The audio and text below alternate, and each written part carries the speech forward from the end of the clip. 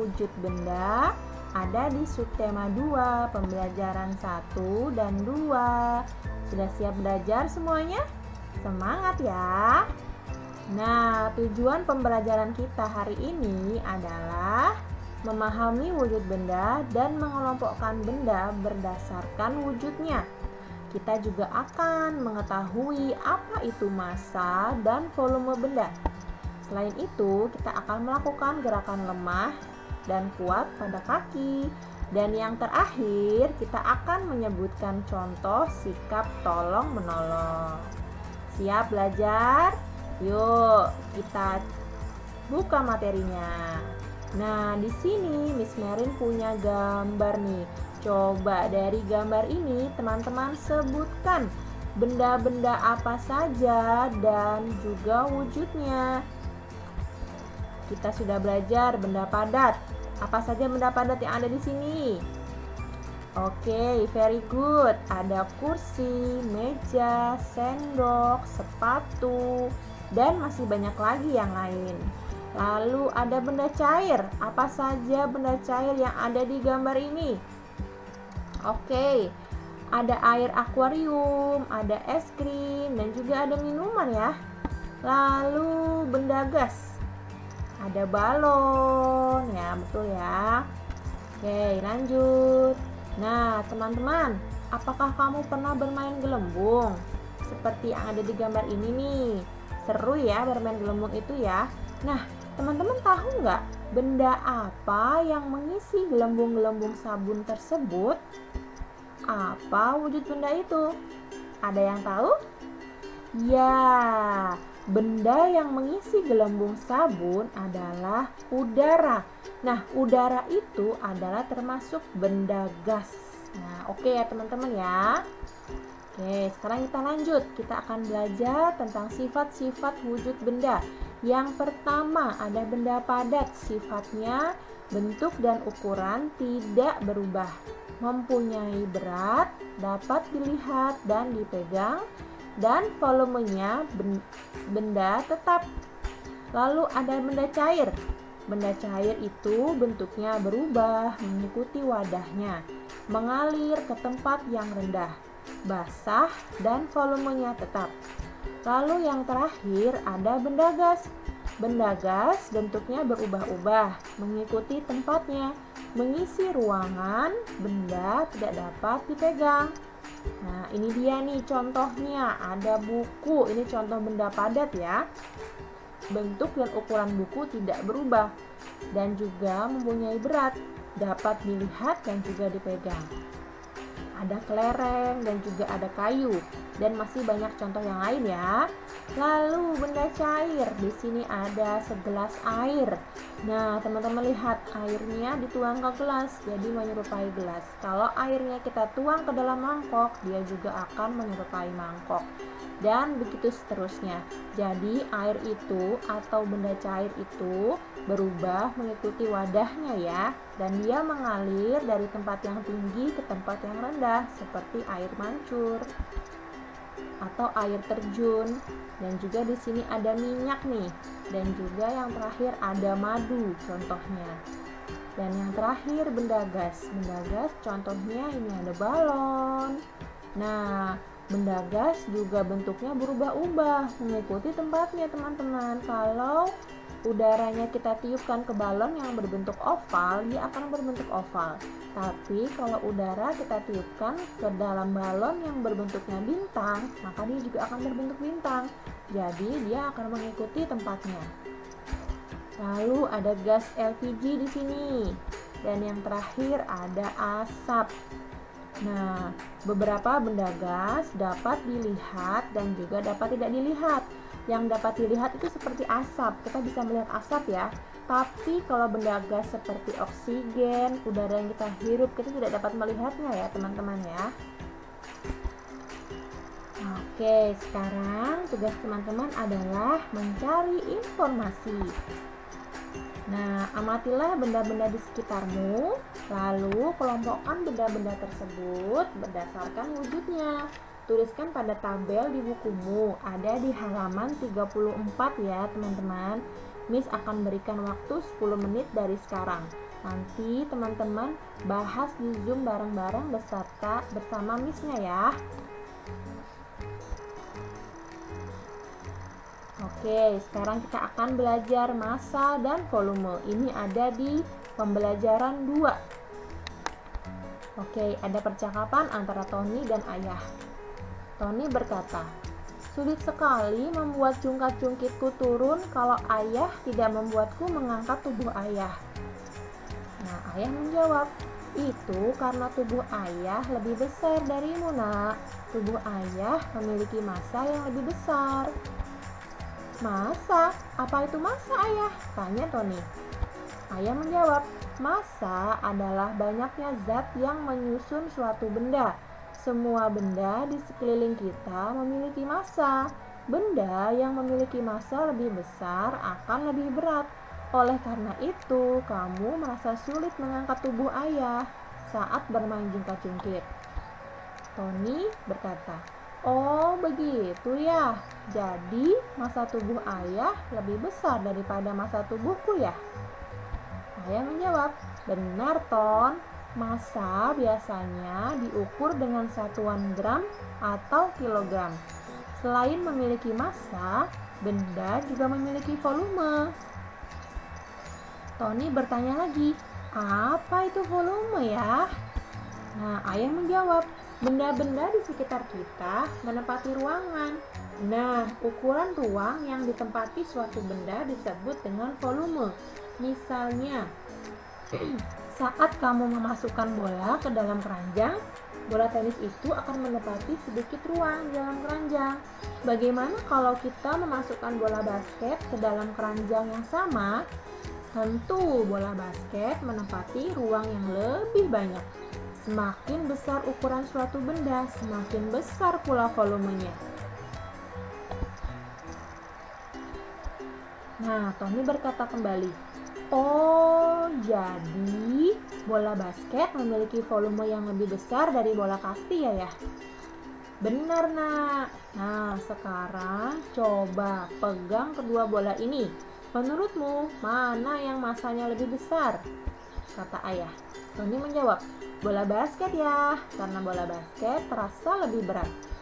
Ayah menjawab, "Betul, nak. Bola basket memiliki massa dan volume yang lebih besar dari bola kasti." Tony berkata, "Yeay, aku sekarang mengerti apa itu massa dan volume." Oke, dari percakapan antara Tony dan ayah, kita dapat menyimpulkan ya. Kesimpulannya adalah massa adalah banyaknya zat yang menyusun suatu benda. Semakin besar massa itu, maka semakin berat bendanya. Lalu volume adalah ukuran ruang yang ditempati suatu benda. Oke, setelah kita belajar tentang wujud benda dan massa volume, sekarang kita akan belajar tentang sikap tolong-menolong.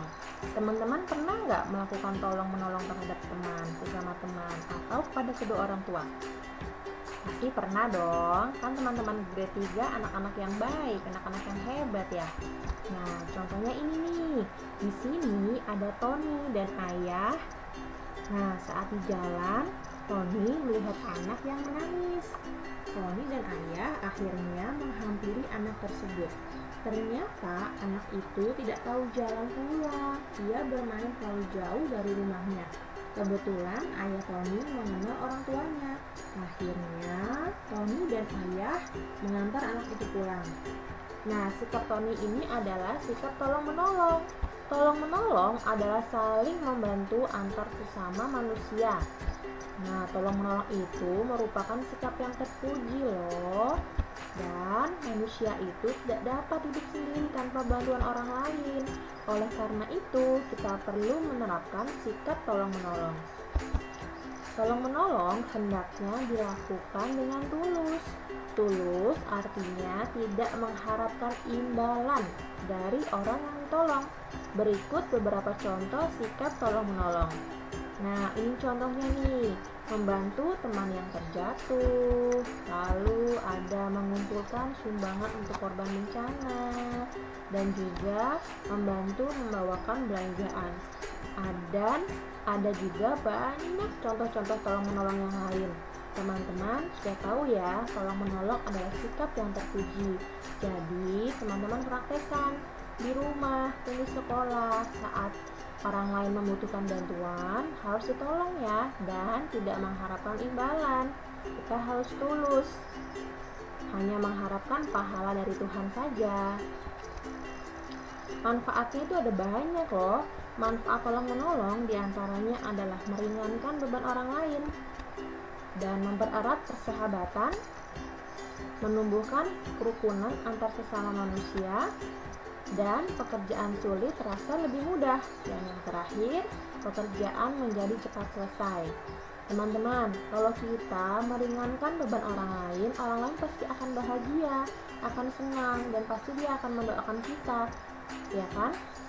Dan doa yang baik pasti akan mendapatkan hal yang baik juga. Dan selain itu, kita juga akan menjadi lebih rukun terhadap sesama manusia. Oke, jadi jangan lupa untuk saling tolong menolong ya, antar teman dan juga keluarga di rumah.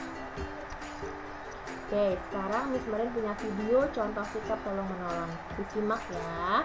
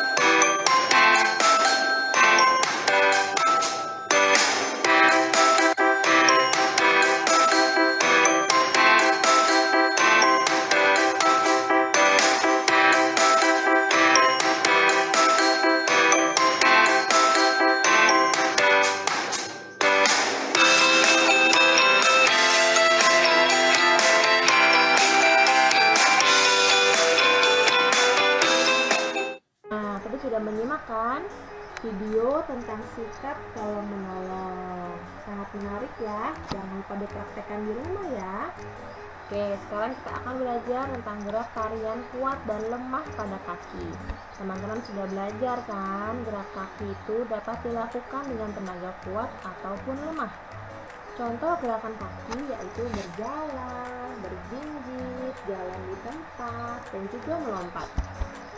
Gerakan tari yang kuat memerlukan tenaga yang lebih banyak, sedangkan gerakan tari yang lemah memerlukan tenaga yang lebih sedikit.